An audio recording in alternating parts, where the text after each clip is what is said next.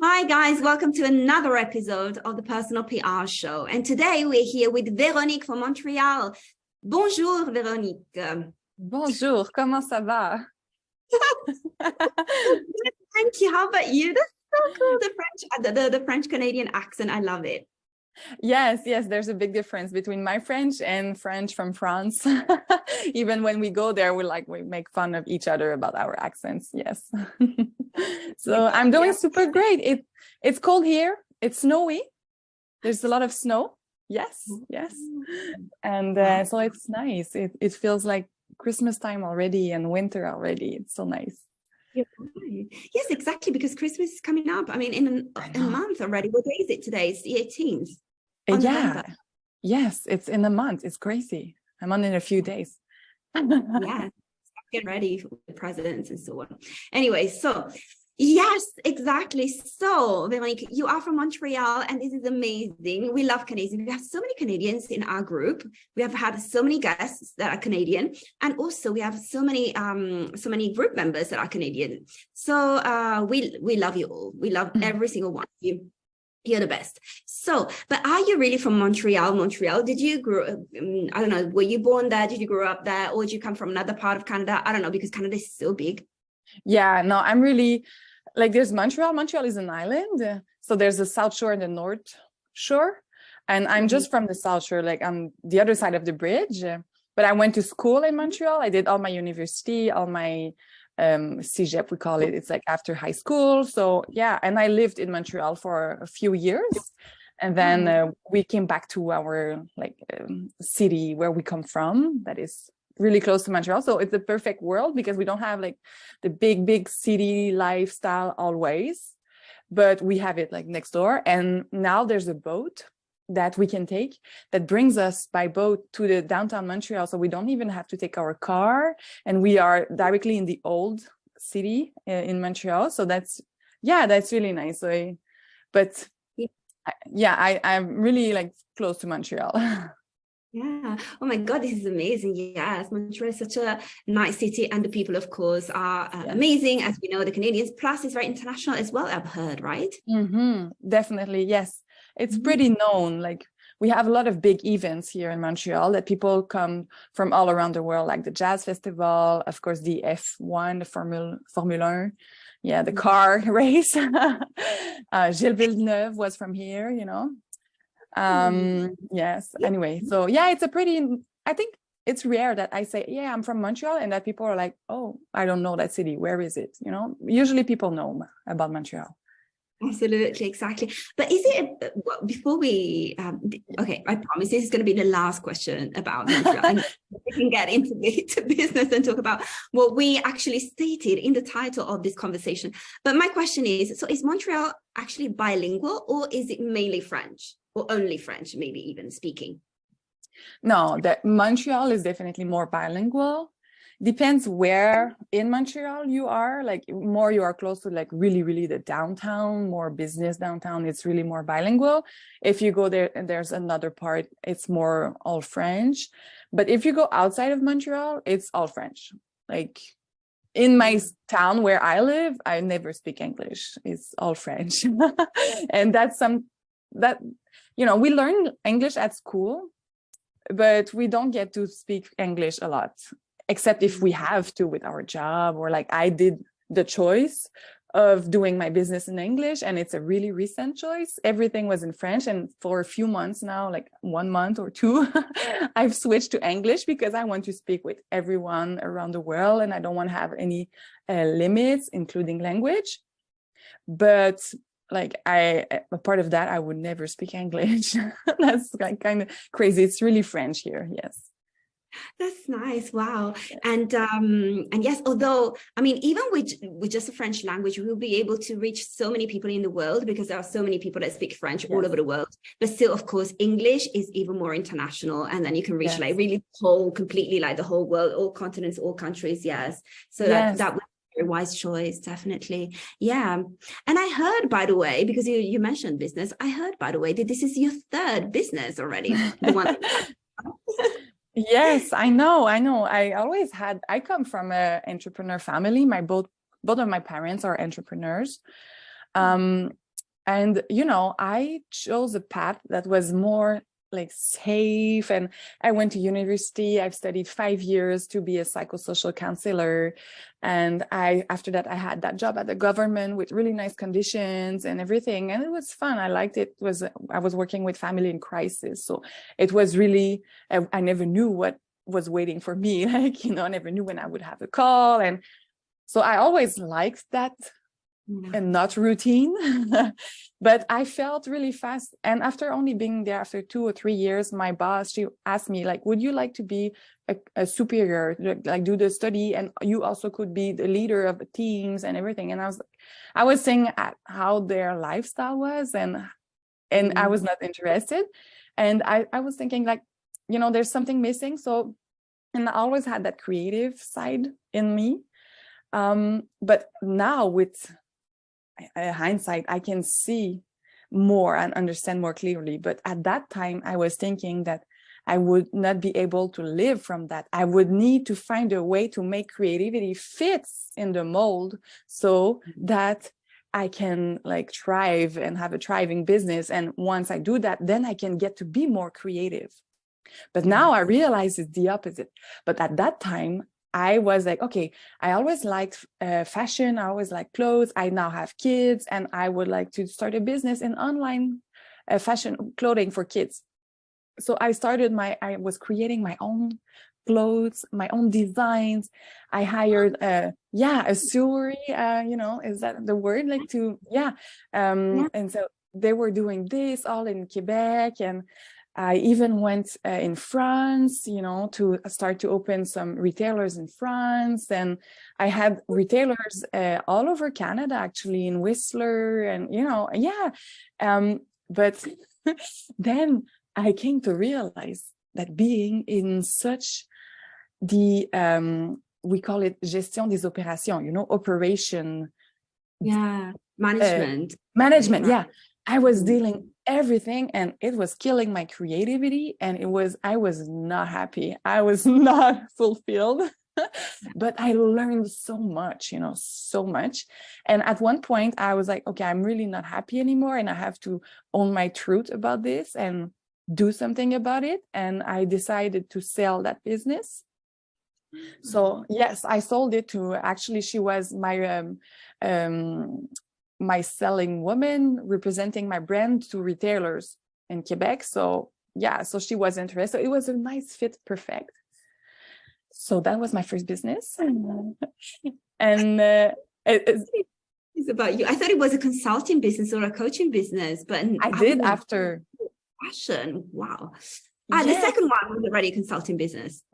Exactly. Then I was like, okay, I'm not ready to go back to my government job, but you know, I have my master degree in this. Let's do something about this. And again, it was like, I was not connected with my like real inner creativity.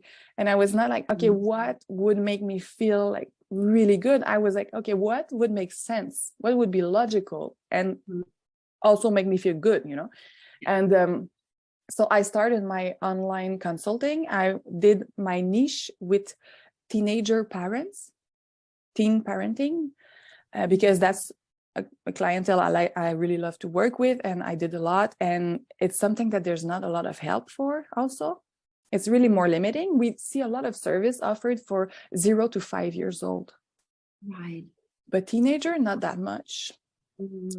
So my approach was really like in conscious parenting, intentional parenting, and how to connect with your inner truth also as you parent. And I've started I did my own online website. I create online courses, and then I did a mix of people would watch the recorded courses, and then I would be there live with a group of a small group. So like to really help the parents and understand like what they can change. And at one point I had a partner also, and that's another thing that I learned a lot about myself in that. I don't think I'm really up for collaboration, but for me, one of my first value is freedom. And you know, having a partner, for me, I lost a bit of my freedom. And when I said, yeah, let's do this, I thought I would get more freedom. But actually quite the opposite happened in a way, even if she's super nice, she's super good. It was nothing to do like with her. It was really, I didn't felt that good in that kind of relation. I don't like to ask for permission, or I don't like to when I have ideas and I want to just own them and do them and act on them. And, I already have a husband that no, but that's the truth. I have a husband that we decide together and, and then I felt like, oh, I have to do this again, but in another part of my life. And I don't want that, So at one point, the business was doing really good. And I told her, and it was really hard for me. Like I was practicing myself in front of the mirror, because I felt so bad to tell her that I didn't want to do this anymore. And I knew that she would be really overwhelmed by the idea of doing this by herself. But anyway, we had quite a lot of discussion, and finally I decided to sell my parts to her. So that was recently, that was in June. Ooh. Yes. And that's when I started my third and actual business. And that's funny because the business I've started that I'm talking about today with you is not the same that if you would have done the interview with me like in June, yes, it has evolved, because again, I was like, okay, I'm now super good in creating websites, and I'm really good with the graphic, the design part, and I don't hire anyone to do that. I all do it by myself because I think I'm fast and I'm good. And I was like, okay, and I could help people to learn how to do their website, and I could do it for them, and I could teach them on how to do online courses and sell it. So I had 3 or 4 clients about that. And, if someone would come to me today asking for that, I would be open for it. But I took a lot of time this summer to really, really take a big step back and really understand what I want, what I don't want. And I came to there's 2 things that I did that were turning point, I think. That having a lot of white space in my life for a few months and getting the pressure off of having to find it, having to decide what I want to do. And I also I gave a lot of more space to my creativity, but by something apart from the job. I had that creative space in doing those websites, those designs, blah, blah, but not in my personal life that much, except like doing some scrapbook with my kids, or things like that, but it's not the same, So I had that intuition for over a year now to do painting class. I started with piano lesson because when I was younger, I used to play piano, but it didn't feel right or aligned. So I listened to a lot of piano, but to do and create, I started abstract art and abstract painting. And, it was like, oh my God, a new way of seeing things and a new, real deep connection with my creativity that now I can see affect positively everything else in my life, my business, my personal life, everything. And so I was like, that's it. I don't know if you read the book from Julia Cameron, The Artist Way. I'm like, oh my God, I feel it. There's a part of me that I am a kind of a small Julia Cameron, I love discovering my own creativity. But what I even love more is helping people also to connect with it and to unleash that creativity in them and to get authorized. I didn't give myself the permission for too many years. And now I'm embracing that and I'm owning it. And it makes me feel so much better, like really. Now I feel like I've really come on another side of the fence in a way. So that's my third business. That's such a short answer, eh? Exactly. It's been your 3 businesses, but it seems that there's a pattern, like this pattern led you to leave your government job, led you to leave your first business, your second business, and now please don't leave your third business, because finally your third business is all about creativity. So I think it will be fine for a while, right? Sure. But yes, but basically there was this pattern that was repeated in your life and never giving creativity space, right? The space that it deserved. And it was fine for a while. Every single time it was fine for a while. But then after a while, after a few years, you had to switch to something else, right? Yes.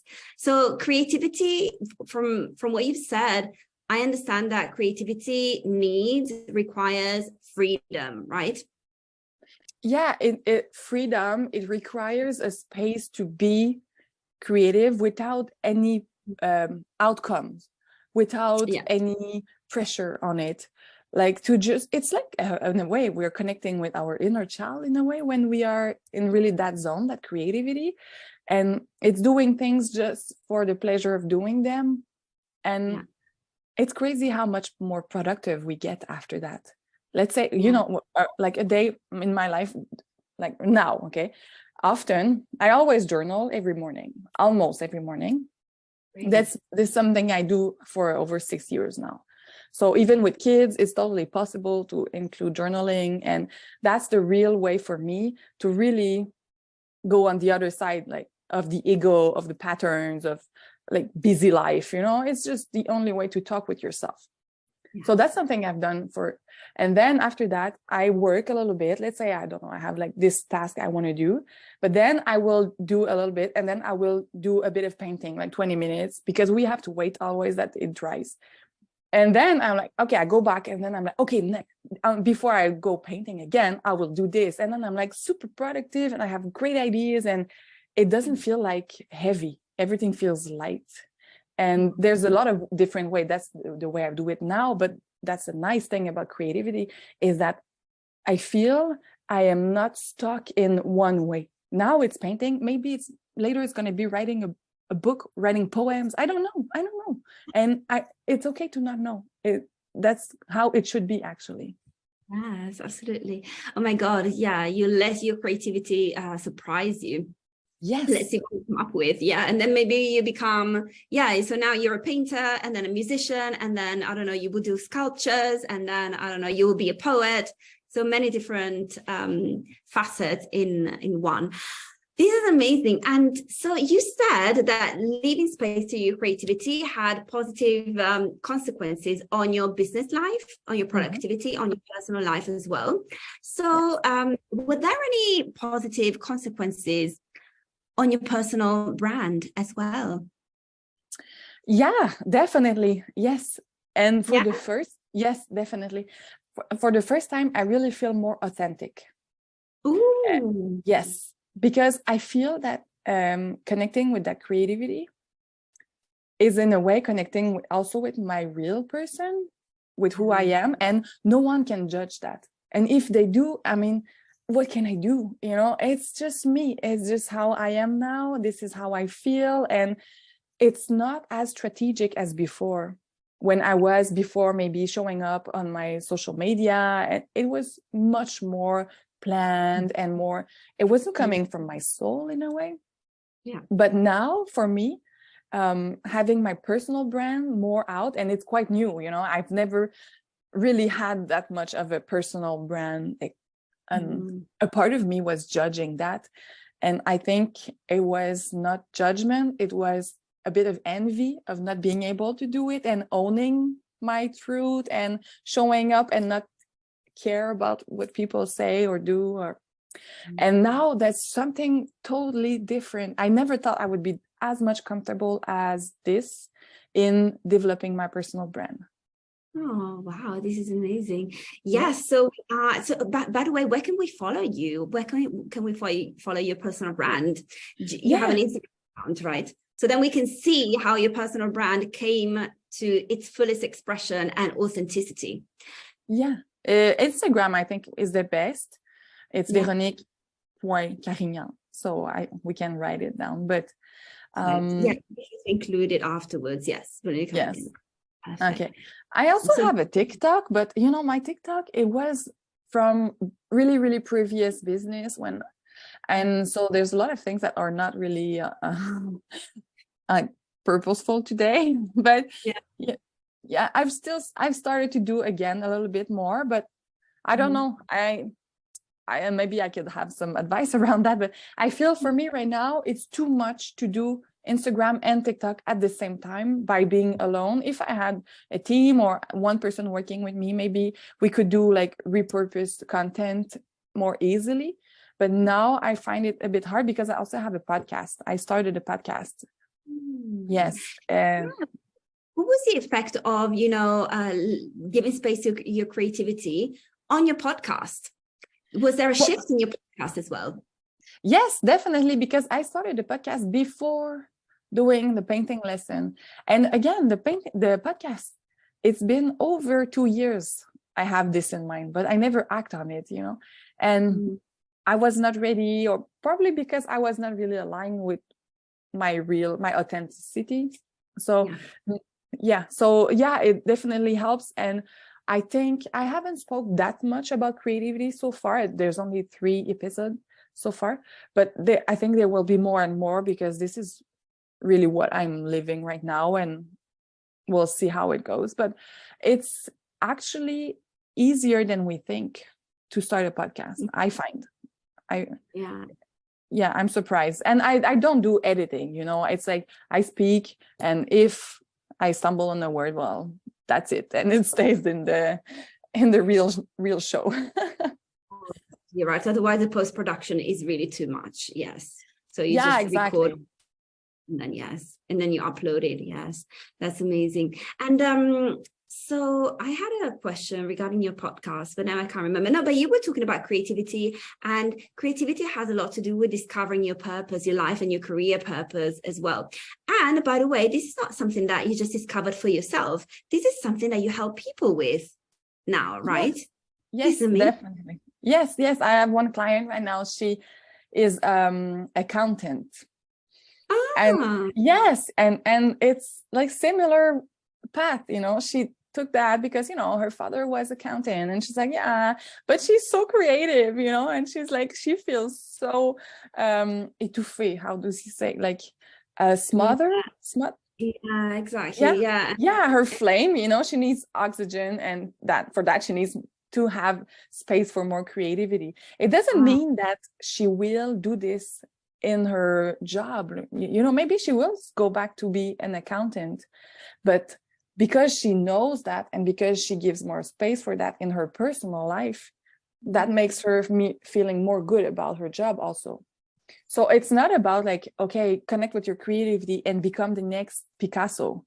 It's not this. It's just start by connecting with it, give some more space, and see how it affects positively your life, and then decide again and again and again. It's always like taking a decision and doing a retrospective. Okay, how? And that's why I love journaling in my life, because it gives me space also to always come back to, okay, well, what about this, and how does this make me feel? And that's what I really suggest to my clients also, if they are open to try for journaling. I'm actually doing a journal immersive experience the week of December 12th.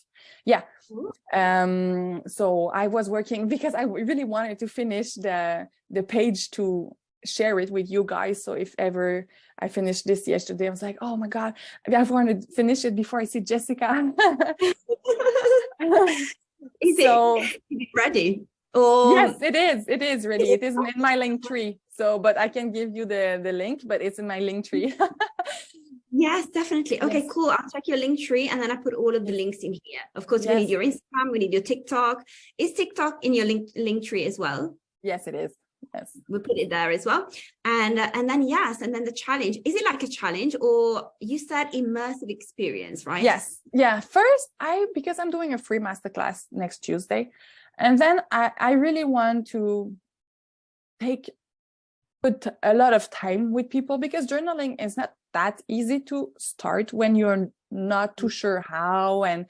And the main trap is that we get to be overthinking and like, oh, that's not good, I'm not going to write this is stupid. And we are in our own way. So it's really nice to have a good mentorship or coaching around this.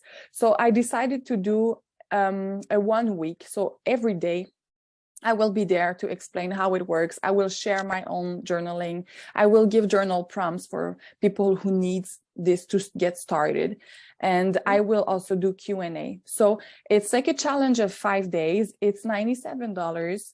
And it will be like over 5 hours of content that people can have a look for a year. Oh, So okay. they can watch the replay. Yes. So that's really, I think if I had this when I started, I would be so happy. You know, I had my mentor, so she was helping me, but because, you know, sometimes we journal and we don't understand what there is to understand. And that's where we like, what's the point? But when you do it really properly, it's life-changing. Oh my God. So it's like a kind of guided journaling in a way, right? Yes. Guided by you, by the likes of you. What an honor. Yes, because you have your qualifications, number one, and number two, you have so much experience with journaling because you've been doing it for 6 years, right? Every single morning. This is amazing. Have you ever skipped one day? Yes, sometimes I do skip. Yes, I try to do it every day. I would say the minimum is 3 times a week. Right. Yeah, and I don't judge myself if I skip, you know, it's okay, it's life. But I do other things also. I have my one-to-one mentor, I have mastermind, you know, so I have other things that are also helping me to understand myself. But you know what, if it's been like more than 3 days I haven't done it, I feel it, I crave it, I feel missing time with myself. Like after a weekend, often with the weekend, we are going away with me, my kids and my husband. You know, we like to just move around and see people and whatever, go to a hotel just for fun, you know. And when it's been like 3 days, I'm with them all the time. I'm like, oh my God, I so much need my journaling time alone. You know, it's like, yeah, it's like when you miss going to the gym or when you miss eating something good and fresh, you know, your whole body and your mind needs it. So totally, absolutely. Wow. And but do you bring your journal with you when you're traveling? Yes, I do, but sometimes it's hard to have like that peace place and when you travel, but otherwise I'll just put my earbuds and I'll like put a nice music, so then I feel really alone and connected with myself. And you know, and that's like one of the main key to success in journaling is that you have to really put clear boundaries around that time. And you know, my kids in the morning, if I'm journaling and they're still here and let's say it's no school or whatever, they come in the room, they open the door and I'm like, and they know, you know, I don't even have to say it anymore, and they see me and like and I keep writing, and then, of course, if it's an emergency, I will be there. But if it's just like something very small, they just close the door and they leave because they know, because I've been so clear around that boundary. Absolutely. Yeah, you do the right thing. Absolutely. So important for you. Oh my God, let's go back to creativity for a second. And so we talked about the benefits of creativity, of discovering and living, experiencing your creativity when it comes to personal branding. We do have another few pillars in personal PR. So one is personal branding, but then we also have thought leadership, media relations, and super connecting, which is basically networking. Have you noticed a difference in the way that you interact with people? Let's say real relationship, not social media, real relationships, since you decided to, you know, live your creativity fully? Yes, I could say, let's say personal. I came to meet different people that I would never have met before, let's say in my painting class. Yeah. And you know, I've really created friendship with people, and my teacher, he's amazing because when I inscribed myself to the class, I was really afraid of one thing. I was afraid that the class would be very technical, like really like, okay, this is how, and take yellow and put yellow there, and then that, you know, and or like more just the technique. And I would be like, okay, I have the technique, but I still don't know. Like, and our teacher in the first class was like, okay, So we are going to explore and we are going to find your soul, and your soul will be on that canvas. And I was like, oh la la, that's exactly what I want. So there is a really spiritual thing going on also in that class. So I get to learn painting, but I get also to connect with spiritual humans that are open to talk about this. So I didn't expect that when I inscribed myself. So I can see that, oh, okay, by listening to my creativity, it unblocked me on like the more technical stuff, but it also brought me a lot about spirituality with the people with who I met in that class. Yes. So that's just an example. And another example I could give is that my husband, he organized for me a full day, like just the two of us without kids and spending a night in the hotel and everything. And it was a surprise for me, the activities he did in the day. And turns out, and it's without really talking about it or knowing it, it's like, I think he could feel that I was more in a creative mood these days. And he reserved the Museum of Art in Montreal. And then in the evening, he reserves also contemporary dance show. So it was amazing. Yeah. Oh my God, it was amazing. And that day, after coming out of the Museum of Art, we were walking and we like to stop in the gallery, you know, to see the paintings and everything. And we stopped in a gallery, and that gallery, because normally galleries, it's like a lot of different painter in it, but that gallery was owned by one painter. So it was only his paintings that were there. And I really liked his style, really, really liked him. And he was not there. He was represented by an employee, I guess.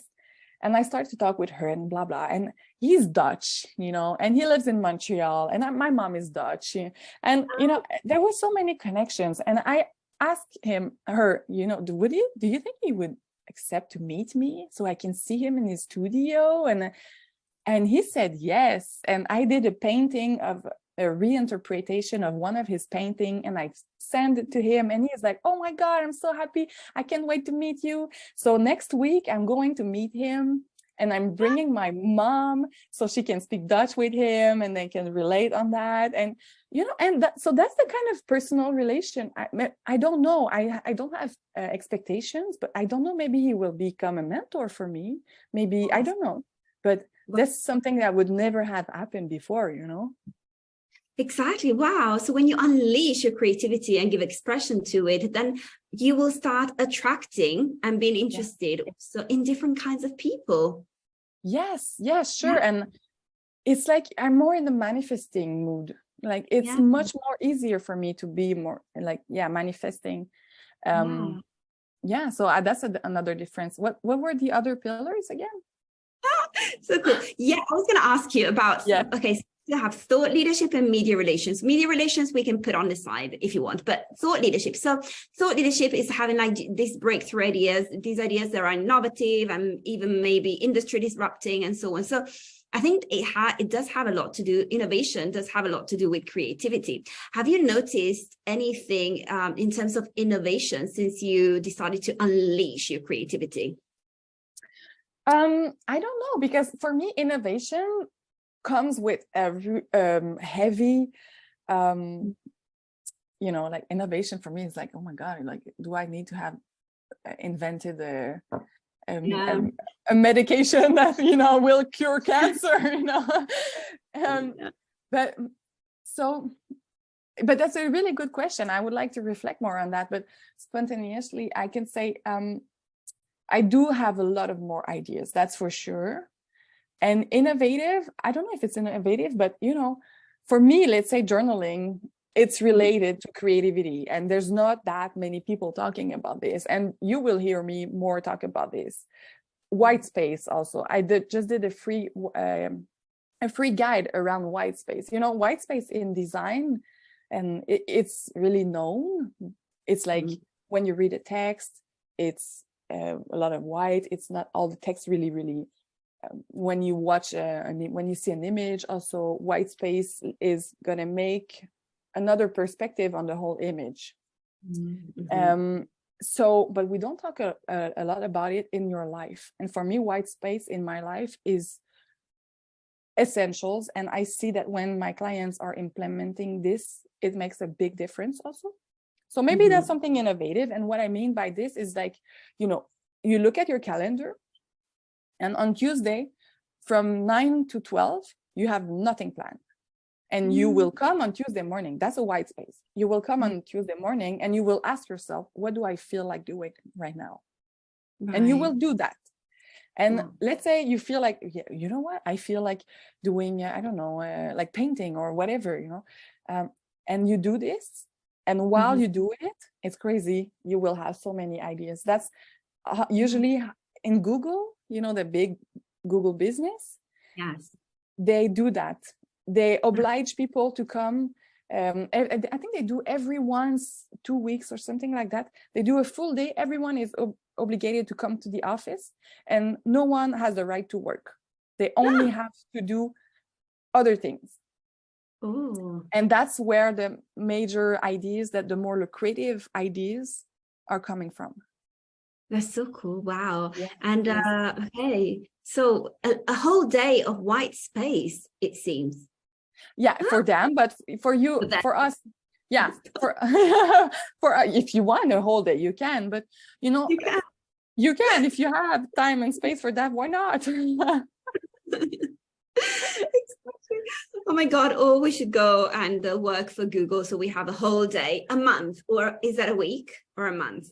No, it's not a week. It's not a week. I think it's every 2 weeks or a month. I'm not sure. I don't remember exactly. And I don't want to say something false, but I suggest that everyone has it at least a week, at least 1 or 2 hours. That's like really, that's making a big difference. And you get to be more productive. You know, people think that, oh my God, I'm going to lose time doing my job. No, you're going to win time because you're not going to lose time to go around and make detours. Exactly. Absolutely. Oh my God, this is amazing. Yes. And is being in the shower also a kind of white space? Because I get a lot of ideas in the shower. Yes, definitely. That's the perfect example that anyone can relate to, because I'm sure anyone has had that eureka moment, like, aha, yes, that's what I need to do. And you were on the shower. Oh my God. And then you have this idea, but then you have to wait until the end of the shower to write it down on your phone. Or you bring your phone into the shower like I do, so I can write my ideas straight away. Like, yeah. My phone is with me all the time, so it's in the shower as well. I bring it into the shower as well because I get the ideas, so then I can put them into some kind of list on a Google Drive. I can't live without Google Drive because I work with lists all the time. Anyway, I'm a Virgo. But anyway, so white space, that is a kind of white space as well, definitely. Yes, when we're doing manual things, that is a kind of white space as well. If we're cooking, for example. Yes, gardening. You know, yes, but you have to really do it without listening to a podcast, or you know, it really has to be a real white space where your mind is just wandering around. It's not focused on something. Yes, exactly. So for all of our thought leaders out there listening to us right now, guys, Véronique says you should plan at least 2 hours of white space a week, and then maybe this is how you will get your next breakthrough idea, right? Definitely. This is leadership. Yeah. Awesome. Oh my God, this has been amazing. Unfortunately, we're already approaching the end of our conversation. But Véronique, I'll ask you something that I ask everybody. It's always the last question.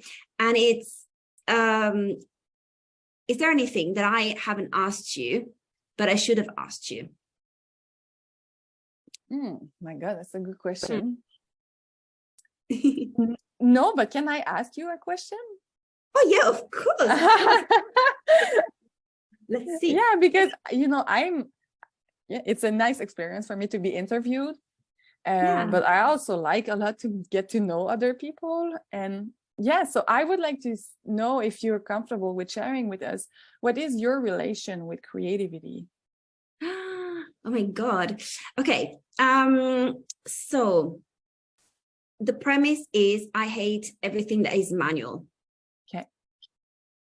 I can't stand it. And I'm not good at it. I don't have fun with it. So cooking, No. I don't know. What is it? Cleaning? No. Okay, who loves cleaning anyway? Nobody loves cleaning, but we do it because we have to. Okay, but even things that people enjoy, I don't know, like how do you say in English? Like doing these little things also for Christmas, these little decorations and so on. No, and I hate them. I even hate makeup, so I never wear makeup because I even hate that thing. I don't even like doing my hair. Like it's really a chore doing everything. So I'm very much in my head. I love intellectual work.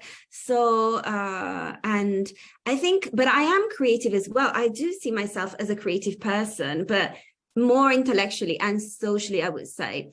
So my best creativity is when I create a new community, when I have an idea for a new community, or when I have an idea for a new PR angle. I'm creative with public relations angles, media angles, for example. Yes. So I would say I am. So my relation, to answer your question, I think I am a creative person, but only in certain, let's say, contexts, in certain fields, not in general, not the classical field that people would think of, you know, like drawing or, I don't know, creating something with your hands. Yes. But there are some creativity more classical that are more intellectual, like improvisation, theater. You know, doing theater, it requires a lot of capacity to remember the words and everything, like poems, writing, and that's a good point, that what you say, because I don't want to people believe that it should be something that you draw. I can't draw, you know, that I mean, I'm happy in abstract art, but don't put me in like realistic art. I'm super sad there. I can't do it, you know, and I don't feel good about it. So yeah, it's it can be playing music and without, and that's the hard part. We are so used to do something and judge it and see if the outcome is beautiful or not. And it's to find a space where we are able to not judge it and just really having fun and doing it. So, but thanks so much for sharing with me, with us. Yeah, I mean, I'm not even scared to say these things anymore because I've just accepted myself. But until a few years ago, maybe it's not something that I would be saying proudly that I hate all of this manual stuff and even makeup and hair and so on. But anyway, yes, but I think everybody is actually creative. Maybe creativity is a spectrum. So some people are more creative, some people are less creative, but it's not just like the intensity of creativity, it's also the context in the field where we are creative. Like everybody's creative in their own way, right? It just depends how they express it. Some people express it more manually, some people express it more intellectually, right? But at the end of the day, I think, But I have to tell you something, that 1.5 years ago, I was going through a difficult phase in which I really had a feeling that I couldn't express myself and I was not allowed to express myself, which was even worse. Do you know what happened? Like all of a sudden, I felt the need to draw. I took a piece of and I drew like for, 10 minutes, 15 minutes. And that felt cathartic, because probably I had been holding my self-expression for so long, holding it back for so long, months, years, and so on, that it really needed to come out. And then it's not that I drew, for a month. I didn't even have the time for it. But like these 10 minutes, 15 minutes were really, really decisive for me. Yeah, so it's fun because, as I mentioned, I'm certainly not a person that would express herself visually, so to say, or with a drawing, but it happened. So I think it depends on the phase of our life. That's so interesting what you're such an interesting story, and that's why I say creativity is a way to reconnect with our own inner voice. And in that way, that's what you did, you say it was a decisive moment and you drew when you never draw, it's like, that's crazy. I love it. I love that story. Yeah, thank you so much. Yes, and I love your story as well about creativity and business, first business, second business, third business, exactly. Oh my God, this has been amazing. Thank you so much, Véronique. Thank you so much. Yeah, and we will be sure to include all of your links in here as well. So you said that the link to your challenge or to your immersive experience is actually included in your link tree, right? So we'll find it there. Okay, cool. Exactly. Awesome. Yes, thank you so much. And Have a lovely day ahead in Montreal. It's 10 a.m. for you now, so you can still drink a lot of coffee. For us here, coffee time is over because otherwise we won't sleep at night. Now it's already 4. So enjoy the coffee for us. Thank you. I will. Thank you, Jessica, for inviting me. Oh, yeah, of course. Thank you for making the time. All right. Thank you so much, Véronique and everybody. And I will see you at the next episode of the Personal PR Show, which I think is going to be this Monday with Mike from New York. All right. Bye, guys. Ciao, Véronique. Thank you.